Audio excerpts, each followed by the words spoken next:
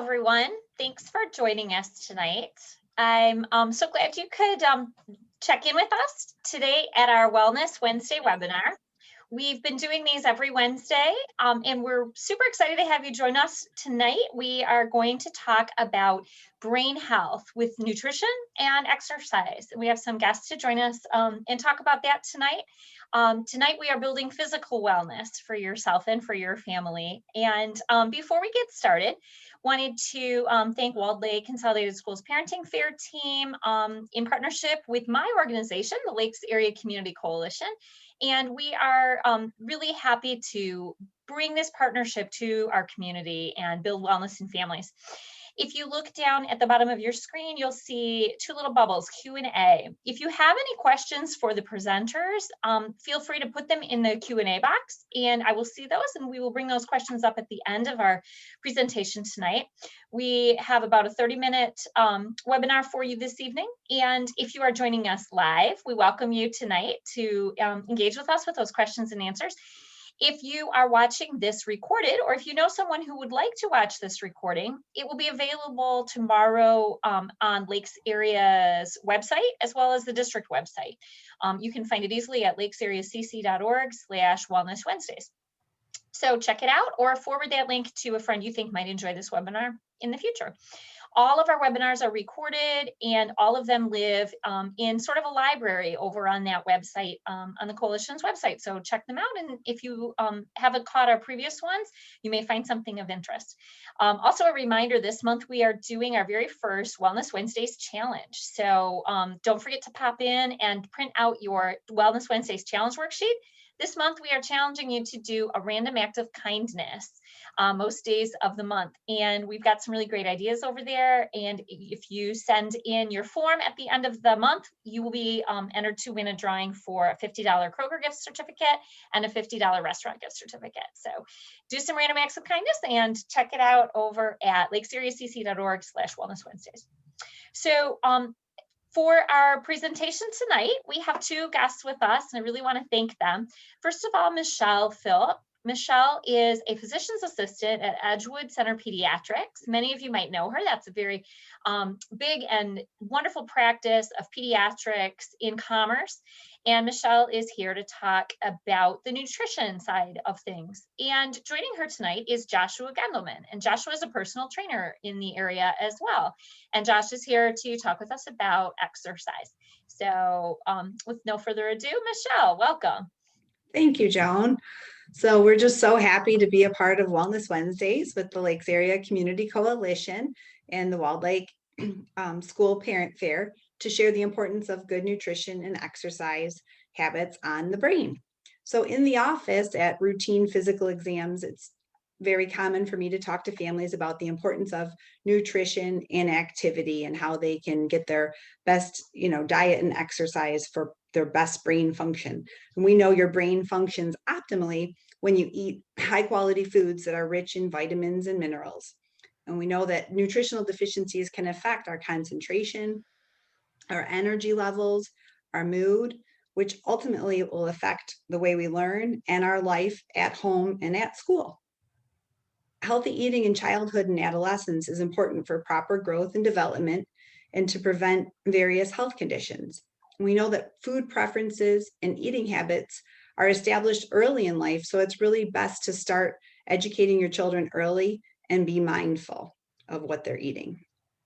So in order to keep this best nutrition practice, we want to get a variety of fruits and vegetables. So I like to think of it as a rainbow of colors. If we think of the full spectrum of the rainbow and we're going across that from red to violet, we are going to get those nutrients that we need. I know Dr. Gendelman in the office likes to refer to them as nature's vitamins. And some tips that I give patients will be to puree and mix, vegetables into spaghetti sauce or throw them in a smoothie in the morning. It's a great way to get them into your diet and you don't even, recognize that you just had a cup of spinach in your smoothie as it was disguised in strawberries and cherry juice. So, and then grains, when we're choosing grains, we want to go for the whole grains. When we're choosing dairy products, we usually go for the lower fat and fat-free versions. However, with our younger children, the babies are typically breastfed or given formula from birth up until age 1. And at age 1, when they're possibly transitioning from the breast, some will continue at the breast, but some will transition over to milk products, then we do recommend the whole milk product. So that's the one variation that we do not go with the fat-free. For protein, we have so many options with meats, fish, nuts, beans. When we're selecting meats, though, we want to go for the leaner cuts and trim the fat. We know that red meat and shellfish are rich in protein and iron, but they're also high in fat and cholesterol. So we just want to eat those in moderation. If we're eating poultry, we want to make sure we're trimming the skin. And I know this all sounds good and easy to follow this type of diet, but being the mom of 2 teenage boys, I know that fast food happens. Life gets busy, kids get their driver's license, they're driving through drive-throughs. We just want to make sure that, again, we're educating them and that it's occasional and that we keep up with the best choices most of the time. And I think if they kind of understand, okay, we can hit the drive-through or fast food, but it's moderation. And is the fried version the best, or should we go for like the sub sandwich? So just to keep that in mind. When at home and we're at the table, it's easy to be mindful of portions. A simple idea I like to share with families are to serve food already plated. And that way we avoid the family style, which makes it more tempting for us to want to go back for seconds, with a platter of delicious food in front of us. And I like to remind families as well that if you're still hungry after enjoying the food on your plate, go ahead and have a glass of water, wait 15 minutes, enjoy some conversation. And then if you're still hungry, you can go back for the vegetables. No matter how good our diets are, we probably all can add some vegetables to that to make it more complete. So that's a good place to start if we're truly still hungry.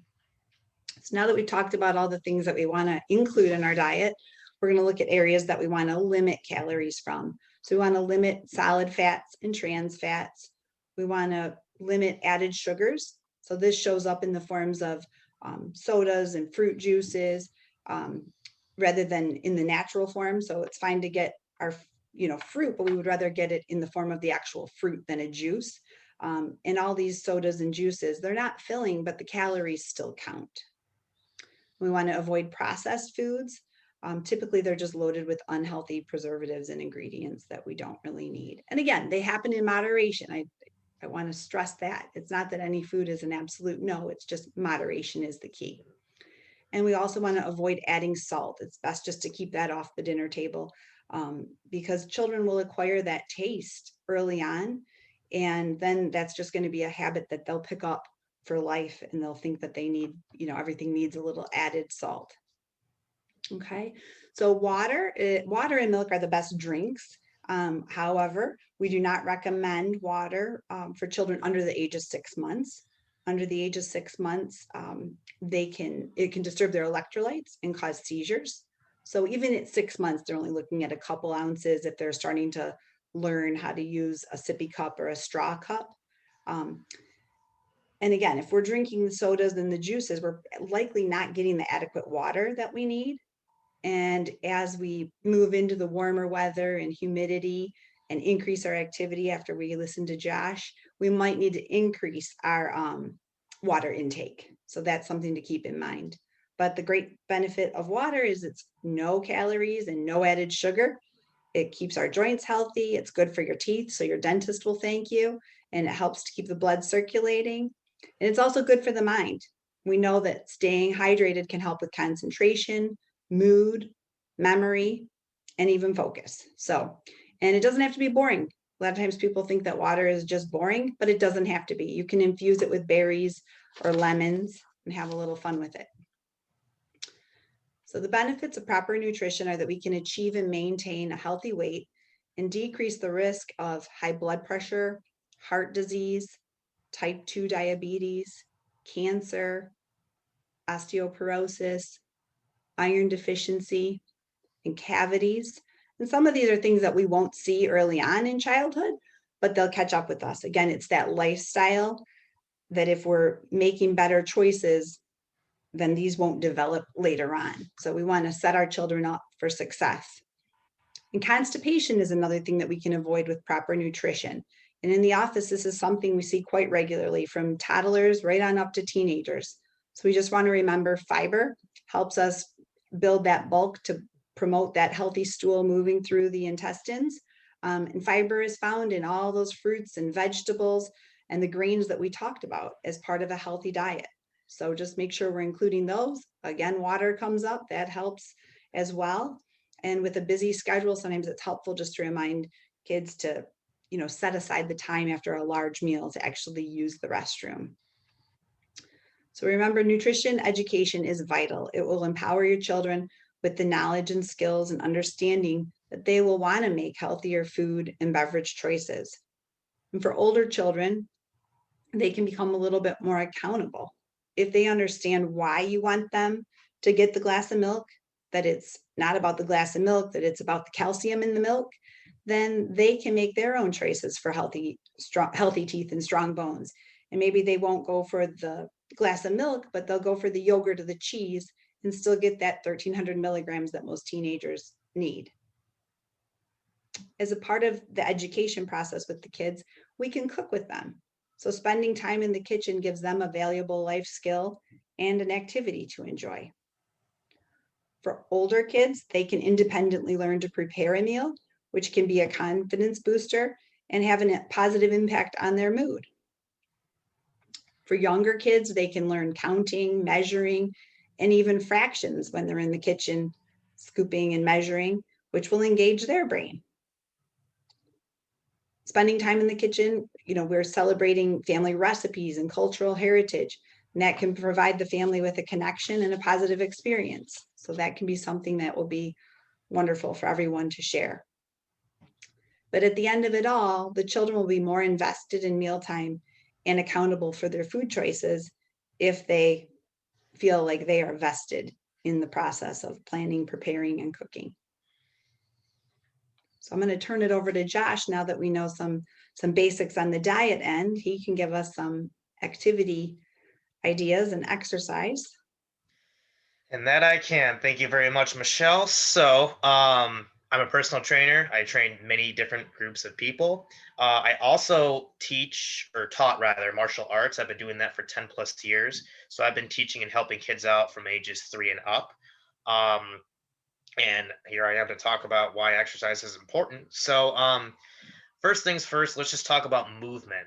Um, so at the end of the day, for most kids, myself included, at the end of the school day, I would think that most children want to go right to the couch, sit down, not do anything, play video games, watch TV, Netflix, Hulu, whatever is out there, hop on their phone with social media. And also, the pandemic really didn't help with that, as it kind of restricted a lot of those, things to kind of go outside and do. So it really kind of motivated most people to kind of just stay on their couch. Sedentary lifestyle is not great. You want to make sure that your kids are, standing up and moving around. That's just it. The moving part, stand up, walk around the house, walk up and down the stairs. The basic things of just kind of moving around or just moving the body. You're already, first taking those steps is really important just to, the sake of moving around. I'm going to go into now the activity portion of it. So, finding something to do other than just walking around your house. So, most kids are not going to find a whole lot of fun walking up and down stairs and around their house 7 or 8 times. I personally wouldn't, unless I'm on the phone with somebody.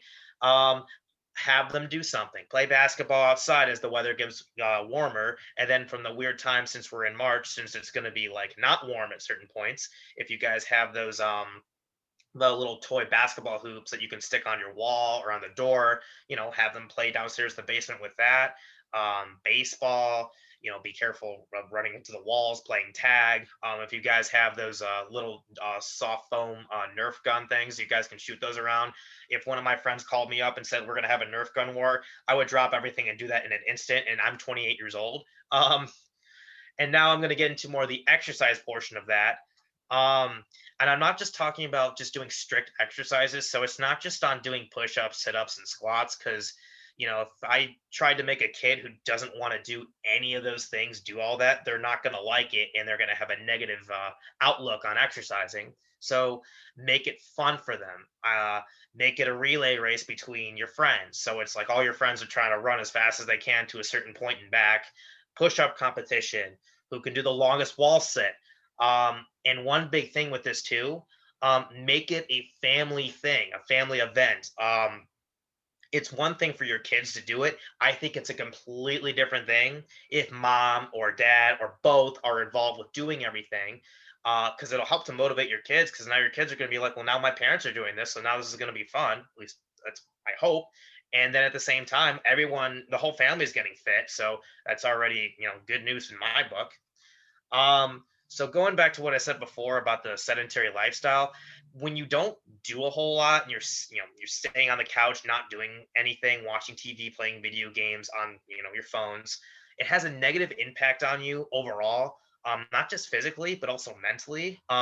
You sit there, you're not going to feel too great about yourself if you just sit there for ever, as everyone just sits on their couch every once in a while. But like if you sit in there for a long period of time, you're not going to feel like you're getting a whole lot of stuff done. Which is why I say make a task list, get some stuff done, add chores. Unfortunately, I don't like doing chores myself, but it gets me to go ahead and do something. And I'm pretty sure once you get your chores done, it's like a huge weight is just lift off your shoulders and be like, finally, I'm done with that. Hey, I did something today. So there's that sense of accomplishment. Um, the American College of Sports Medicine, or ACSM guidelines, states that the average amount of exercise or activity that you're supposed to do, just the average person, is about 150 minutes.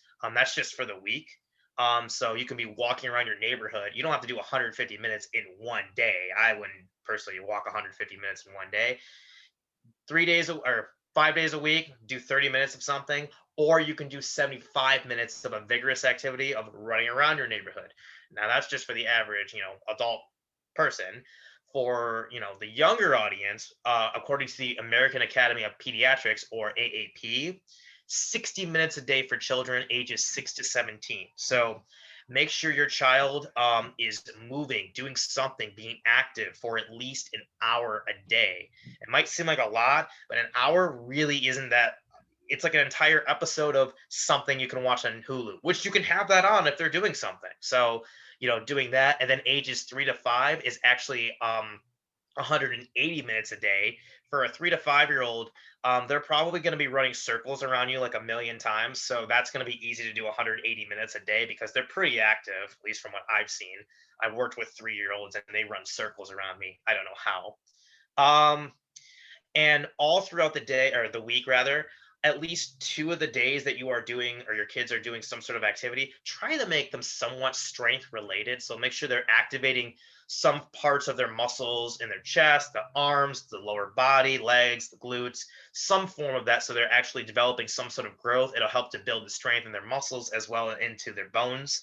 Um, and then there's many different forms of activities and exercises that can be done.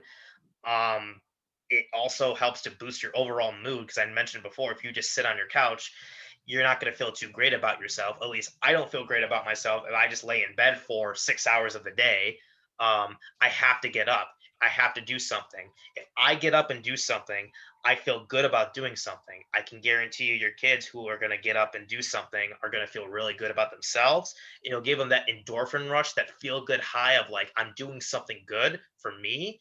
And it helps to kind of promote self-image. It'll make you feel better too. Um, and doing all this will really kind of help improve overall daily activity. It'll increase your lean muscle mass. It'll shrink some fat, unwanted fat, and it helps to promote a healthy cardiovascular system. And all that's being done just by doing any sort of movement, activity, and exercise.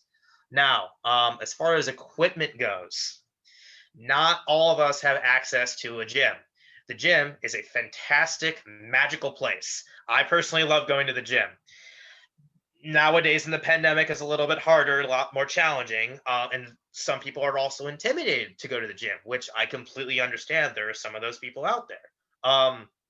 You do not need a whole lot, as long as you have a little space for yourself, which can be if you have a basement or even up in your bedroom, which you know you have enough room from your bed to the door, at least I hope so. Yourself, your own body weight. You can do push-ups, so that's body weight stuff, calisthenics. You can do, sit-ups. You can do some, abs. Working your chest. You can do squats in the air, body weight squats that kind of work the legs. Now, I say not a whole lot of equipment, but if you guys happen to have water bottles, which I'm sure a lot of, I'm hoping a lot of parents do, grab water bottles. You can do bicep curls with them or overhead press. Or the other one I like to use is wine bottles. Of course, I don't know how comfortable you are feeling of having your child hold a glass wine bottle. So I use that to your discretion, or water jugs of some sort. So they create some sort of resistance. So now you're actually doing, a little bit more than just doing body weight stuff. If you guys happen to have it, resistance bands are great. So they're the rubber bands that you can use. You can put them up on your wall, hang them somewhere. You can do so many things with them. And they're also not expensive at all. Weights nowadays are very expensive. Resistance bands, you can find them on Amazon. They're really, really cheap. If you have a basketball or a volleyball, which I'm sure there's always one random ball around your house or in the garage, you can grab it, do some rotation stuff, work your core a little bit, working on your abs. So you can do a whole lot with not a lot. So it really goes a long ways, because I know when the pandemic started, I was just doing push-ups, sit-ups, and squats in my basement, which it kept me going for a long time. And that leads me into my next thing. Set up your kids to start kind of looking into, they're called SMART goals, SMART, which stands for specific, measurable, attainable, relevant, and time. I think this will definitely help, not just to promote goal setting for, like, for exercising or anything like that, but just for anything in life too. I think as adults, we all look for the next thing to do and accomplish in life. So I think by helping to introduce, your children with that, I think goes a long way. So starting with the specific, pick a goal that's specific to you, such as I want to be able to do one pull-up. Not too vague. It's pretty straight to the point. I want to do a pull-up. There you go. Measurable. Figure out the small goals to lead up to the end goal, such as I will practice doing a pull-up 3 times a week. That's pretty reasonable. I say that's a good thing to do. Attainable. Make sure the goal that you are trying to do is doable and not impossible. Like, don't set yourself up for failure. Don't say I'm gonna do a pull-up in a week. I've never done a pull-up before, but I'm gonna do one in a week. You're setting yourself up for failure. I would, tone that down just a little bit. Make sure it's good for you. Relevant. Tie your goal into something that's going on in your daily life, such as I just want to be stronger. Pull-ups are great for building strength as a whole, and they work so many parts of your body that you don't even know. And then time.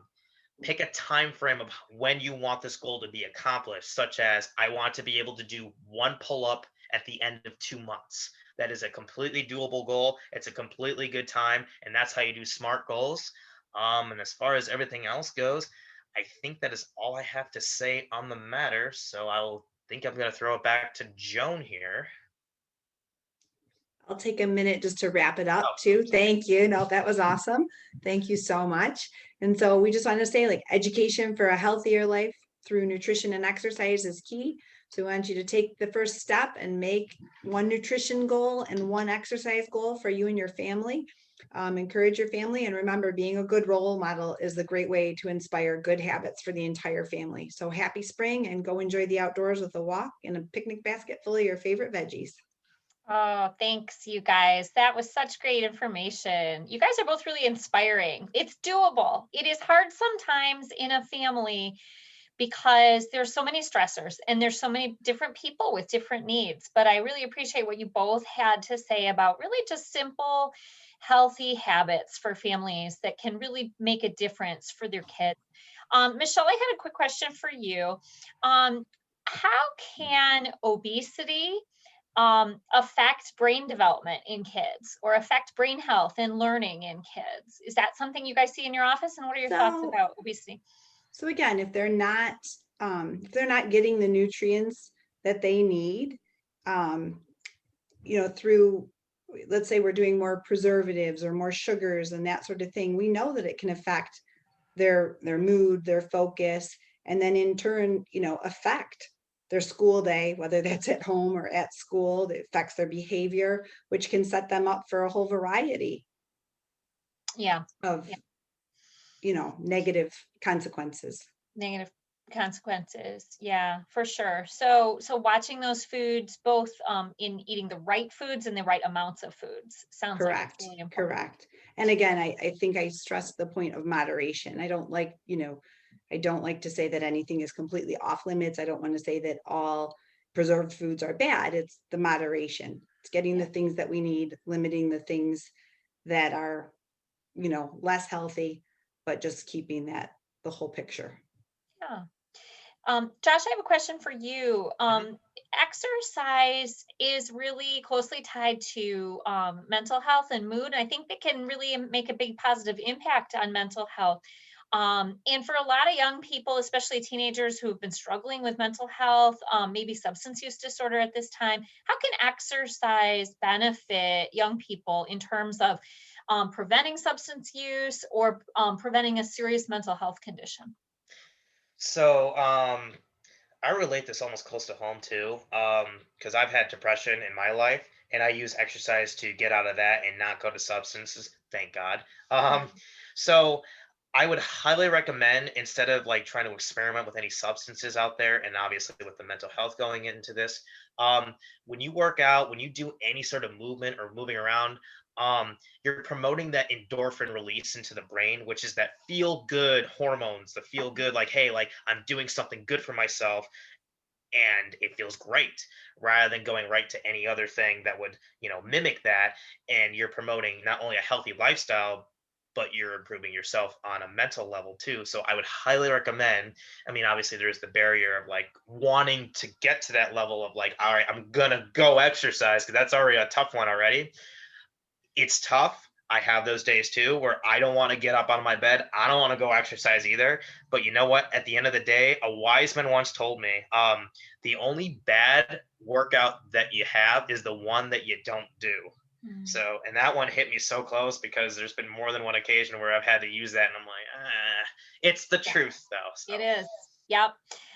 A crummy day at the gym still beats a day laying around on the couch for sure. Heck yeah. So yeah, I agree. And it is hard, but you're right. There can be a barrier there for people who are struggling with anxiety or depression. So I appreciate the practical tips you've given us and ways to stay healthy and move in our home, in little ways that can really make a big impact. So thank you both so much for joining us tonight, Michelle and Josh. I'm so grateful for your time and for your commitment to our community, for helping build a healthy, vibrant community in the Lakes area, and for partnering with us. On behalf of the coalition and on behalf of the school district, I want to thank you again. And thanks to everyone who joined us. And don't forget to share. We appreciate everyone's time, and we hope to see you back again. Thanks, Josh. Thanks, Michelle. Thank Thank you. you. Thanks.